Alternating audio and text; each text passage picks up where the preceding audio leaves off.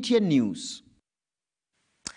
Elsewhere, the Kenya National Union of Nurses is now calling on President Uhuru Kenyatta to intervene and put an end to the 3-week-long health workers' strike. This after it emerged the president played a key role in the brokering of a CBA between doctors and the Ministry of Health. Today we are out here. We've been out for almost a month and some weeks now on strike, demanding for our rights as nurses of this country. I want to plead to the President and the national leaders and the national government, that is Ministry of Health, to address our issues with speed so that nurses can go back to work and serve citizens of this country. We have issues, and our issues still remain the same. Our issue, we want our risk allowance of 30,000, a comprehensive medical cover, and we would like our CBA to be approved and signed so that's our cry out there, because it's very valid and we cannot work in an environment that is very unsafe. We want to feel that we are being taken care of so that we can offer the services to Kenyans as they deserve. We know the government has taken this opportunity and this time to frustrate us, to intimidate us, because we are out here demanding for our rights. And we are asking the government to work with speed because we want to go back to work and serve our Kenyans as quickly as possible. It is sad that at this time, the government is still asleep on the issues that are affecting this nation. It is wrong that we are almost wrapping up this year, same things, same tricks, different governments. Since 2016, we've been pushing for the same issues that we are pushing now. You look at 2017, a day like today, we were on strike. There were no services that were being offered.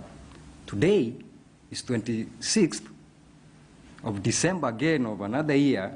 We are out, health services are not offered.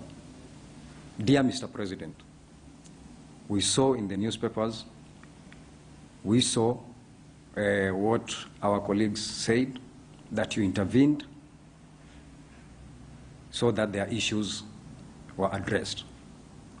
But I can tell you, those hospitals are still deserted because the real soldiers, and I'm saying the real soldiers, the nurses, are out. Until our issues are addressed, that is when those hospitals will start functioning. What we are asking is not too much. We are glad that when this pandemic came in, you appreciated that indeed we are soldiers and we are exposed. When you gave a COVID allowance, that was a clear indication that indeed we are at risk and we need to be compensated. What changed after 3 months? The numbers are still going high. We've had a new wave again that is coming in.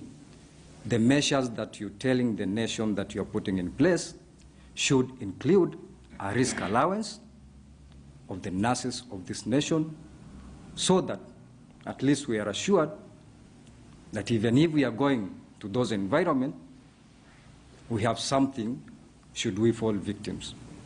A comprehensive medical cover is not something we should be negotiating about.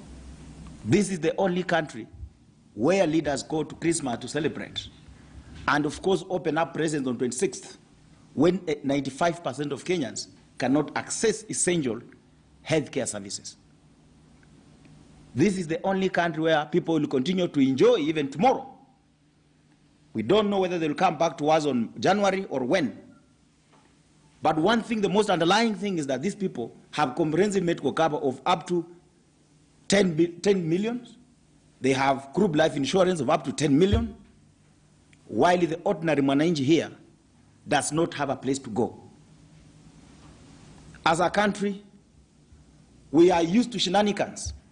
Where people are raising issues, you hear a cabinet secretary says national officials have lost touch with the reality on the ground. Where the cabinet secretary is saying the national officials are doing politics. It is not politics. When Kevin Muthoni has been found dead in his house in Chuka after working for 4 months without salary. Kevin Muthoni has died without seeing a payslip for a period of 4 months. It is not politics, Mr. CS. This is the only CS who has never made this union. You write letters, you want a consultative meeting, or you want a courtesy call, it is cancelled. You call him, he does not receive your calls. You send him an SMS, he does not respond. You go to the ministry, you want to see him, he does not see you. Then he says that we are contracting COVID-19 in bars. Well, let's now take you live to Riverbank Primary School in Ngara, in Nairobi, which is currently on fire.